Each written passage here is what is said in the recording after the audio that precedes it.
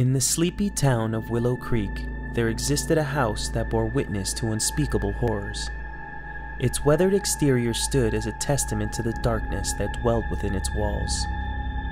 None knew of the sinister entity that lay dormant, waiting to unleash its malevolent power upon unsuspecting souls. In another darkened home, not too far away, Chuck Monroe, known to the townsfolk as Chuckles, was a man with a troubled past. Working as a clown for hire, he found solace in the laughter of children, a fleeting respite from the nightmares that plagued him. However, even laughter could not overcome the harsh realities that afflicted his life, which had permeated into every aspect of his solace. Despite bringing laughter, his own life had become filled with despair. He no longer slept very much, and when he did, it was never for more than a few hours. The days would blur together, and at times, it was truly difficult for Chuck to separate reality from nightmares. Waking up in his dimly lit bedroom one dreary morning, Chuckles gazed upon his reflection in the mirror. He looked at his smeared clown makeup with a sense of dread. Beside the mirror, a crumpled eviction notice lay like a harbinger of doom, its silent reproach suffocating Chuckles beneath the weight of its financial woes. With a heavy heart, he counted the crumpled money on his nightstand. Knowing it wasn't enough, he began to wonder, what am I gonna do? He retreated to the bathroom, seeking some kind of refuge from the harsh reality that loomed over him. As Chuckles attempted to wash away his troubles, the water seemed to mock his futile efforts, refusing to cleanse him of the remnants of his clown persona. It always seemed that the makeup never fully washed away, but then again, Chuckles worked so much that he wasn't even sure what he looked like without it anymore. As he twisted the faucets, he stared in the mirror, his lifeless eyes staring back at him, hollow and empty, mirroring the void within. As Chuckles reached to increase the pressure, the water appeared to cease its flow. As he struggled to turn the almost immovable handle, Chuck began to panic. Does nothing work in this goddamn apartment anymore? Getting more and more aggravated, Chuck could feel his rage welling up. It was the first time in a while that he felt any real emotion. Just as the rage was about to completely take over, Chuck heard the slightest crack. It was faint, but enough to knock him out of his rageful state. Tap, tap, crack. He heard it again. Where could that noise be coming from, he thought. Tap, tap, crack. The sound grew louder. Crack! The crack echoed through the room, jolting Chuckles from his reverie. He noticed his reflection, its eerie smile frozen in place as if mocking his plight. But the crackling glass grew louder, spreading like tendrils of darkness across the mirror, distorting his image into a grotesque parody of himself. The crackling glass traveled to the corners of his mouth, as if he were smiling. He looked into his reflection's eyes. They were cold, and yet familiar. The anger began to settle in again. It felt nice to stare at it for just a moment. It had been so long since Chuck felt something. Suddenly, as if by a force of nature, Chuck snapped out of his trance. He no longer wished to look at himself. Fearing the encroaching madness, Chuckles closed his eyes, attempting to willfully awaken from the nightmare that threatened to consume him. But the laughter of children echoed in his ears. It grew louder and more insistent with each passing moment, until it felt as though the very walls were closing in around him. It's just a dream! It's just a dream, he repeated. He could hear the laughter of children. They grew incredibly loud. The louder they got, the more he trembled. He feared the thought of opening his eyes. The sound was now so loud that Chuck could feel the vibrations penetrating his body. His body felt warm. No, he was burning up. He felt like he was on fire. Bathed in the suffocating heat, Chuckles felt the flames of his own torment licking at his skin, consuming him from within. With a desperate cry, he pleaded for the release of this nightmare that held him captive, his voice lost in a cacophony of laughter that surrounded him. Not knowing if this sensation was real, Chuck began to feel as if he were trapped in a nightmare from which he could not escape. He moved his head upward and yelled, "Please wake up! Please!" As suddenly as they began, the sounds disappeared. When he opened his eyes, the water still ran, the mirror unblemished by the cracks that had marred its surface only moments ago. Was it all just a trick of the mind? A hallucination born of his own unraveling sanity? Chuck thought, am I going mad? Though he quickly pushed aside the thought, unwilling to confront the truth that lurked in the shadows of his mind. Descending into the kitchen, Chuckles was greeted by the emptiness of his fridge, save for a pack of cheese and 2 beers. With a heavy heart, he grabbed a beer and settled for a meager meal of cereal eaten straight from the box, the taste of despair lingering on his tongue, a bitter reminder of his failures. It was time to go. Another show, another buck, he thought. Boarding a bus bound for his next gig, Chuckles found a seat among a sea of empty faces. Once again, time seemed irrelevant. As he stared out the window, the passing scenery blurred into meaningless shapes and colors, the world around him fading into obscurity. He almost felt hypnotized at the bus window as he stared at his reflection. Before he could get completely lost, he felt a tap on his shoulder. "Why do you look so sad, Mr. Clown?" Chuckles looked to his left to find a small child sitting in an empty seat next to him. "Where are your parents, little girl?" Chuckles asked. The girl looked downward, her gaze fixed on her trembling hands. "They're sending me away for the summer," she said, her voice barely above a whisper. "They said it would help make me braver to go alone to camp." Chuck glanced at the girl, his heart heavy with empathy for her plight. "Don't worry," he said, his voice tinged with a sadness that belied his cheerful facade. "Whenever I'm scared, I think about something that makes me laugh. It always makes me feel better." The girl's eyes widened with curiosity, a spark of hope flickering in their depths. "Like what?" the girl asked as she held back tears. Chuckles glanced around the bus. "Oh, I don't know. Maybe like a screaming chicken?" As if by instinct, Chuckles pulled out a rubber chicken and started making it squawk. The girl's laughter filled the bus. "You're silly," she giggled, her laughter filling everything around her.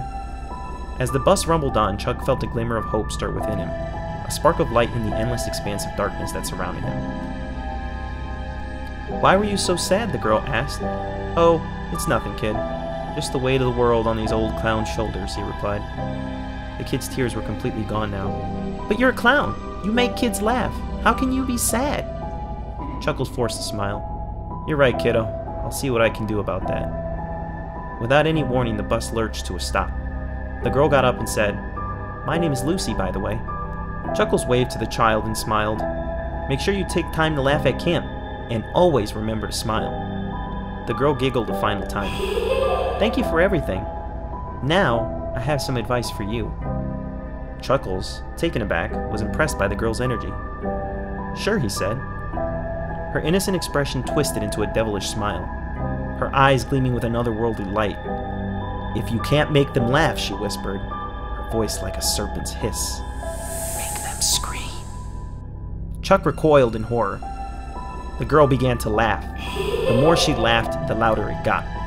Chuckles closed his eyes again and opened them. The laughter had again disappeared. He turned to face the girl, but she was gone, vanished into thin air, as if she had never been there at all.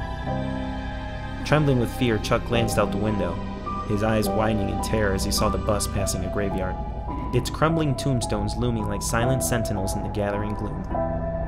He stared out the window again, thinking, "I'm definitely going crazy."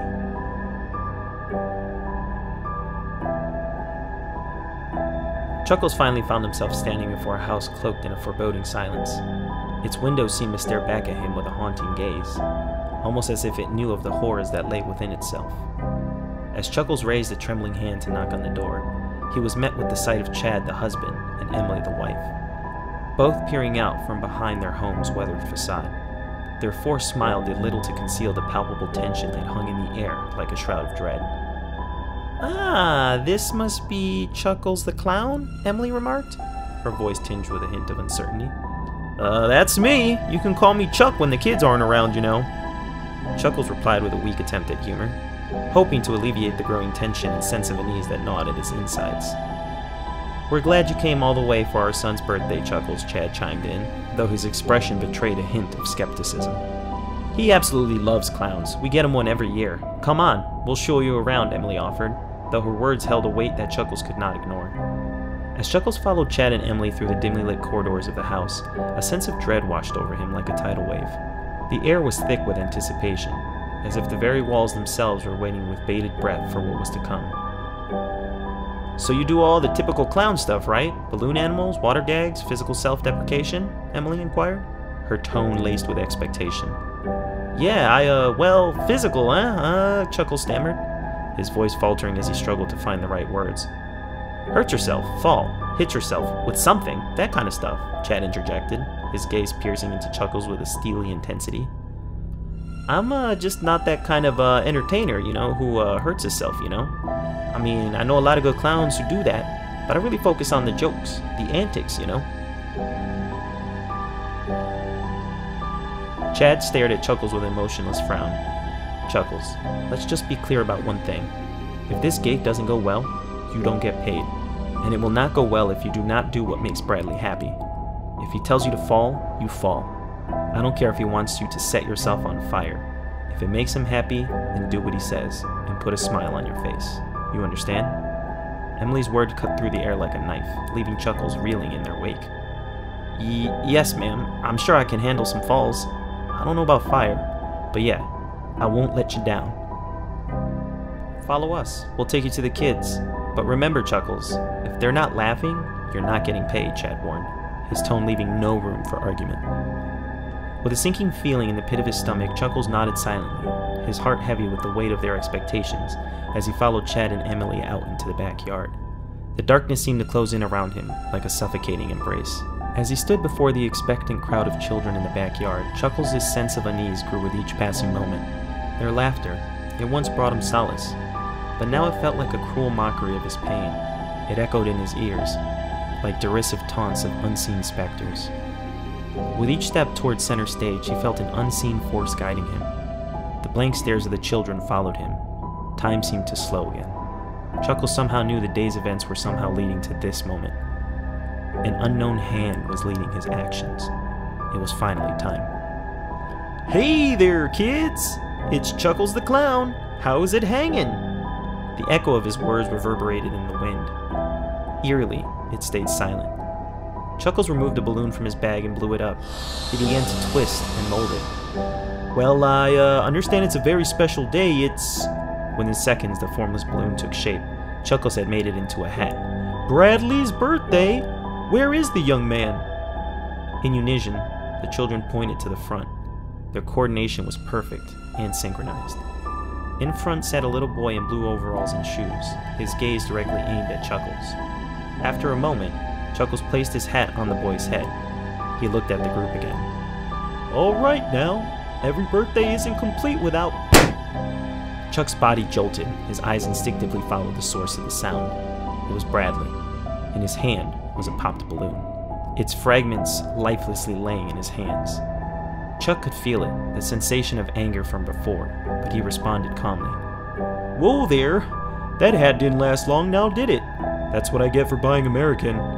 Still no response. The silence was all that remained from the destruction of the balloon. It's as if it wanted to escape, but Chuckles tried yet again to elicit a laugh. Confetti! Also known as snowflakes from a rainbow, am I right?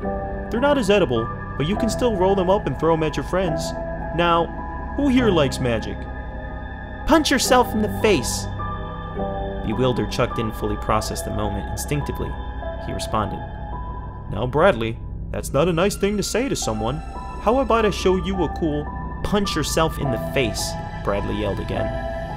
Before he could think of anything more to say, the children erupted in a cacophony of chanting. Punch yourself in the face! Punch yourself! The pressure mounted. The sound drowned out in a muffle. Time had slowed yet again. As Chuckles looked around the yard, his vision was met with lifeless eyes. Where are those parents, he wondered. Chuckles looked toward the door to the house and discovered that both Chad and Emily were joining in on the chanting. His stomach felt lighter. Could this be real? Or was this another nightmare?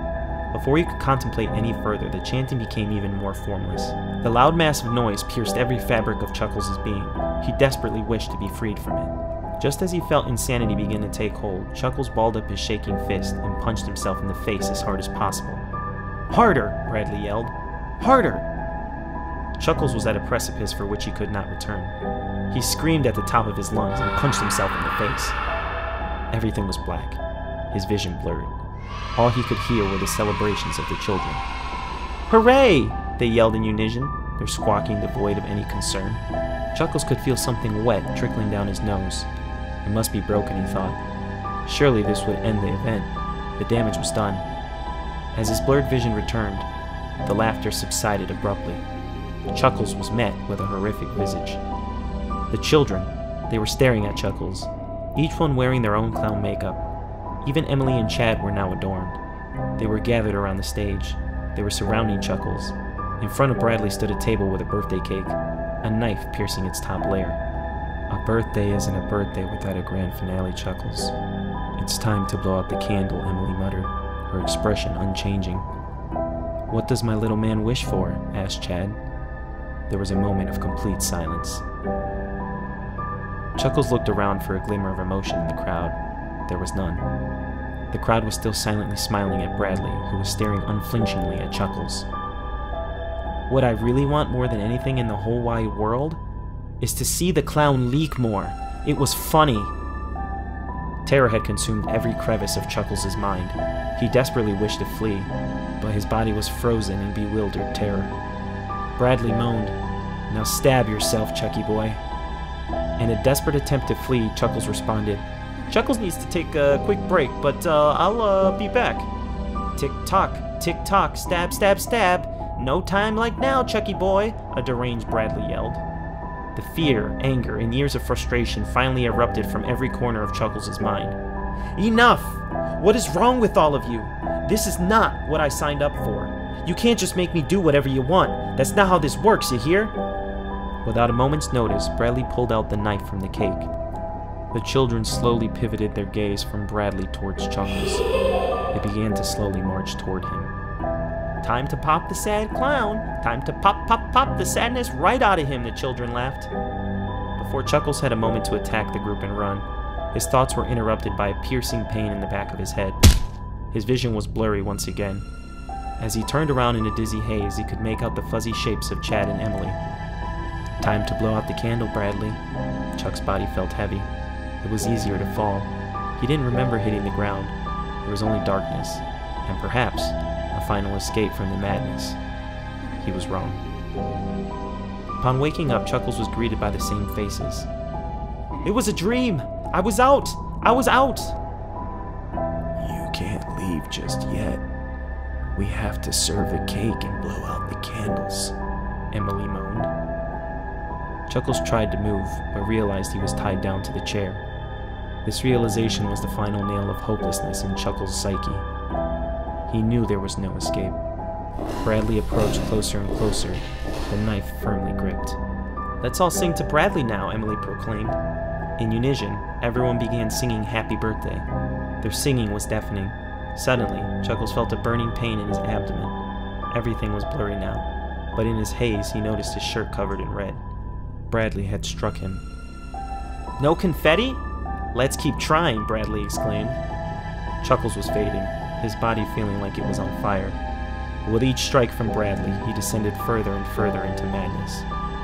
Chuckles could only sit there and witness the horrors of his tormentors as they reveled in their depravity. They fed off the agony of his flesh like ravenous wolves. Deeper and deeper he faded. Eventually, only their laughter remained in his head. This was the end. All was black, until suddenly. Put the candle down and step away from the boy, yelled a police officer. Sprawled around Chuckles was a myriad of balloon remnants, chairs, and red. There was so much red. It was theirs, everyone at the party. The visage of this harrowing sight was interrupted. A scent pierced Chuckles' senses. Gasoline had permeated every portion of his clothing. He was holding a lit birthday candle.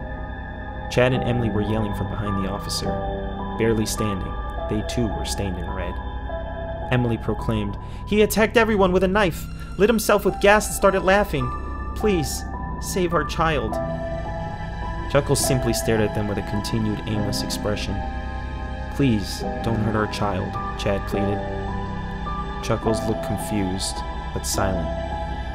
Suddenly he uttered, "Happy birthday, Bradley boy. It's been a real treat. Now it's time for good old Chuck to sign off."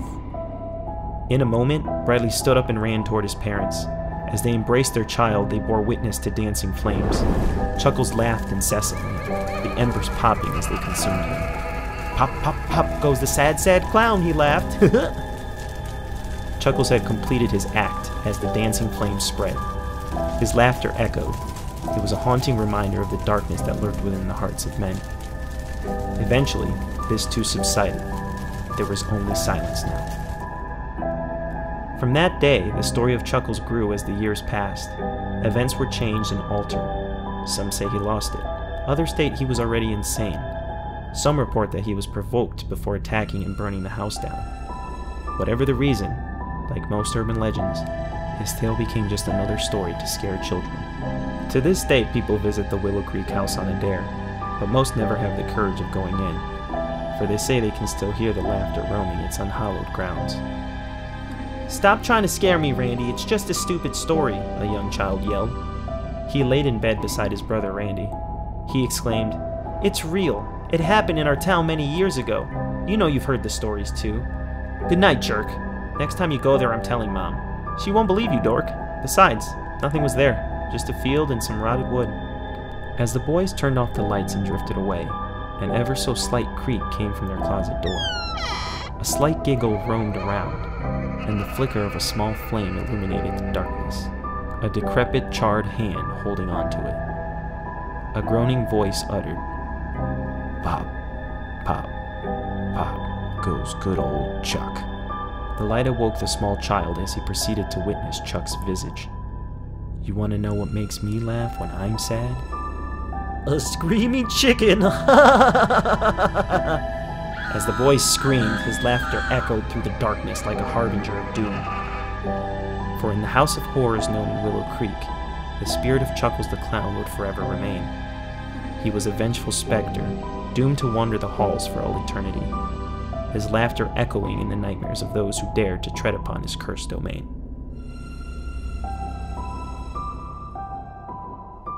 The end.